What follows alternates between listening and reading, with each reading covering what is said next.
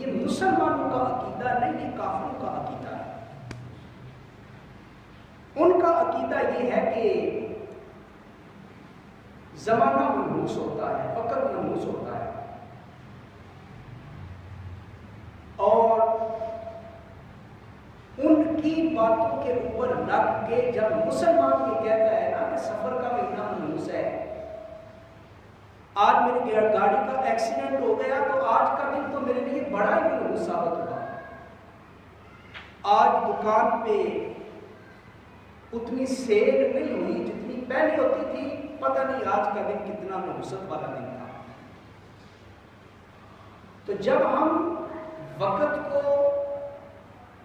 مہینے کو یا کسی دن کو منحوس کہتے ہیں تو ہمیں پتہ نہیں ہوتا کہ ہمارا یہ اعتراض اللہ تعالیٰ کی بارگاہ تک جا کے پہنچتا ہے۔ بھائی اس طرح کہ جیسے میں کہوں کہ یہ گھر اچھا نہیں بنا، اس کی دیوار ٹیڑھی ہے، اس کا چھت بیلنس کے اندر نہیں ہے، تو میرا یہ اعتراض گھر کے اوپر نہیں ہوتا، گھر بنانے والے کے اوپر ہوتا ہے۔ جس نے وہ گھر بنایا میں اس میں نقص تلاش کر رہا ہوں۔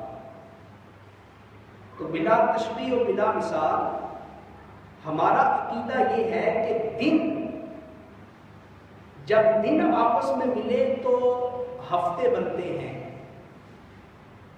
اور جب ہفتے آپس میں ملے تو کیا بنتا ہے؟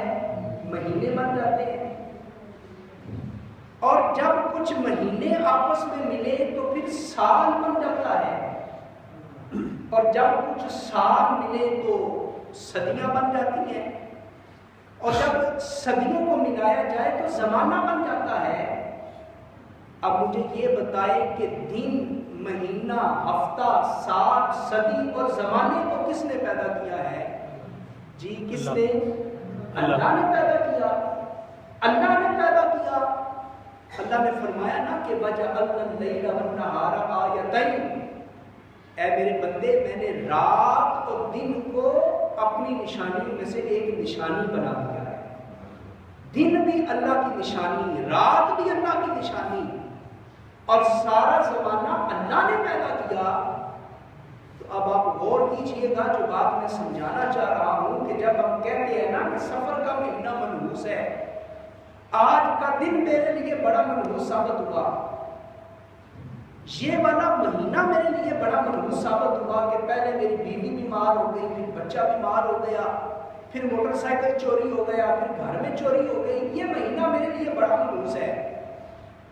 تو وقت، مہینے، سال، صدیاں، زمانہ اللہ نے پیدا کیا۔ تو جب ہم وقت کو اور دن کو منحوس کہتے ہیں تو معاذ اللہ، استغفر اللہ، اس نحوست کی نسبت ہم اللہ پاک کی طرف کر رہے ہیں، چونکہ وقت تو اللہ نے پیدا کیا۔ اور حدیث قدسی ہے، حضور نے ارشاد، اللہ نے ارشاد فرمایا کہ ابن آدم یعنی آدم کی اولاد مجھے اذیت دیتی ہے، آدم کی اولاد مجھے اذیت دیتی ہے، تکلیف دیتی ہے۔ کیسے؟ یسب الدہر، اللہ نے فرمایا کہ آدم کی اولاد زمانے کو گالی دیتی ہے، زمانے کے اوپر لعن طعن کرتی ہے، زمانے کو برا بھلا کہتی ہے، اور رب نے فرمایا وَأَنَا الدَّهْرُ، زمانہ تو میں ہی ہوں، زمانہ تو میں نے ہی بنایا۔ تو جب آدم کی اولاد زمانے کو برا بھلا کہتی ہے تو انڈائریکٹلی ہم زمانے کو برا بھلا نہیں کہہ رہے ہوتے، معاذ اللہ ہم اللہ کی تخلیق میں نقص تلاش کر رہے ہوتے۔ لہٰذا اسلام کا جو عقیدہ ہے، اسلام کا جو نظریہ ہے وہ ہمیں یاد رکھنا چاہیے اور آگے اس کو عام کرنا چاہیے۔ اسلام کا عقیدہ یہ ہے کہ کوئی وقت منحوس نہیں ہے، کوئی رات منحوس نہیں ہوتی، کوئی دن منحوس نہیں ہوتا، کوئی مہینہ منحوس نہیں ہوتا، کوئی سال منحوس نہیں ہوتا۔ یہ محض جاہلانہ باتیں ہیں، اسلام کے ساتھ اس کا کوئی تعلق نہیں ہے۔ عرب کے لوگ جو تھے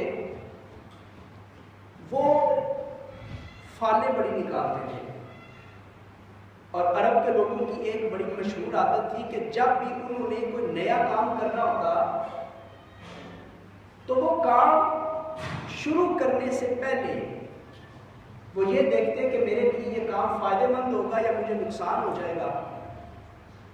تو پتہ ہے عرب والے کیا کرتے، وہ ایک پرندہ جو انہوں نے پہلے پکڑا ہوتا اس کو وہ اپنے سامنے کرتے، اپنی آنکھوں کے سامنے، اور پھر اس کو آزاد کرتے، اس کے پر کھولتے، ٹانگیں اس کی کھولتے۔ اگر پرندہ دائیں طرف اڑ کے چلا جاتا تو اس سے اچھا شگون دیتے، وہ کہتے کہ میرے لیے یہ کام فائدہ مند ہوگا۔ اور اگر وہ پرندہ اڑ کے بائیں طرف چلا جاتا تو وہ کہتے کہ یہ کام میرے لیے فائدہ مند نہیں ہوگا۔ اور اگر وہ پرندہ نہ دائیں جاتا نہ بائیں جاتا بلکہ سیدھا اڑ جاتا تو وہ سمجھتے کہ اب کام 50-50 ہے، اب میں یہ کام کروں یا نہ کروں، میرے لیے دونوں چیزیں برابر ہیں۔ یہ عرب کے اندر پرندوں سے نحوست لی جاتی ہے، بلکہ حضرت عبداللہ بن عباس رضی اللہ تعالیٰ عنہ حضور کے صحابی ہیں اور بہت بڑے قرآن کے قاری ہیں۔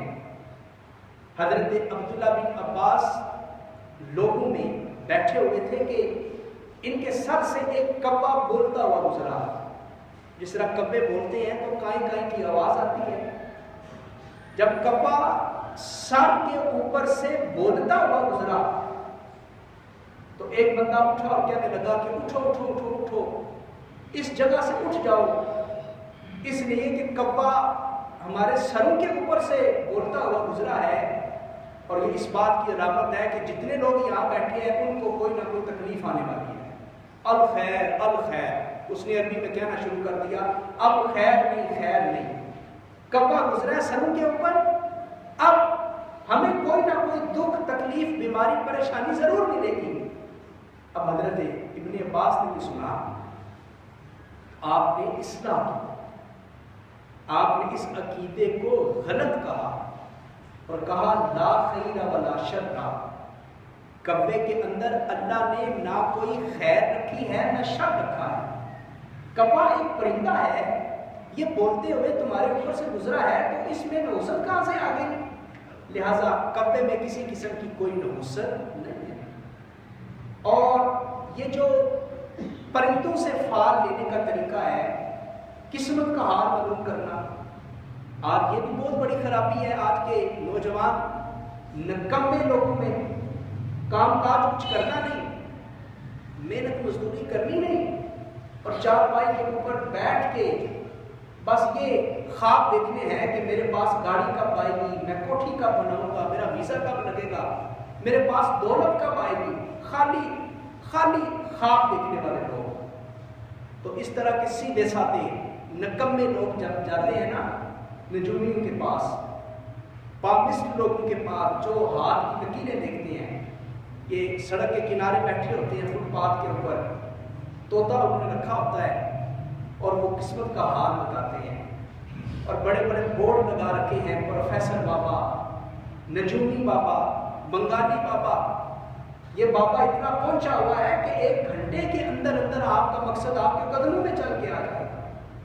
یہ بنگالی بابا اتنا پہنچا ہوا ہے کہ آپ کا محبوب 1 دن میں آپ کے پاس آ جائے گا، اور ہمارے سیدھے سادے لوگ بیچارے ہاتھ دکھاتے ہیں، قسمت کا حال معلوم کرتے ہیں، ہاتھ کی لکیریں دکھاتے ہیں، لیکن کبھی اتنا نہیں سوچا کہ اس پروفیسر اور نجومی اور بنگالی افغانی اور ہندوستانی بابے کے پاس اگر کوئی طاقت قوت ہوتی تو یہ بیچارہ سڑک کے کنارے بیٹھ کے یوں دھکے نہ کھا رہا ہوتا۔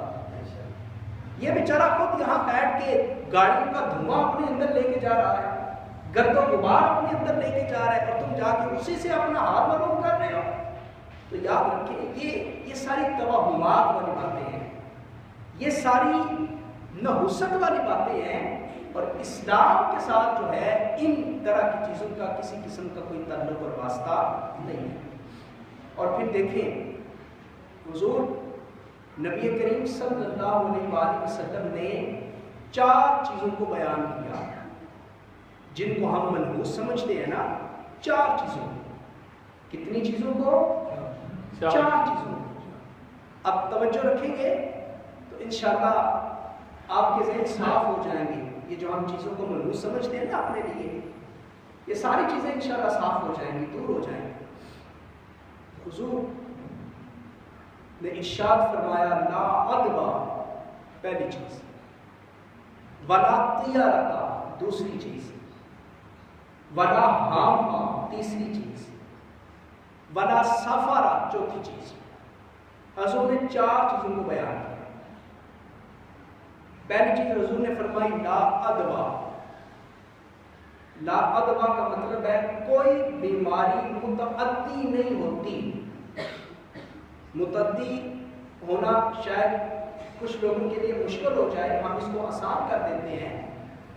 عدوہ کا مطلب ہے کہ کوئی بیماری کسی دوسرے مریض کو از خود نہیں لگ سکتی، کوئی بیماری. اب جب آپ نے حضور کا یہ فرمان سنا تو آپ کے ذہن میں ایک بات آئی. آپ نے کہا کہ آج کی میڈیکل، آج کے ڈاکٹر اور آج کی سائنس تو یہ کہتی ہے کہ جراثیم لگ جاتے ہیں دوسروں کو.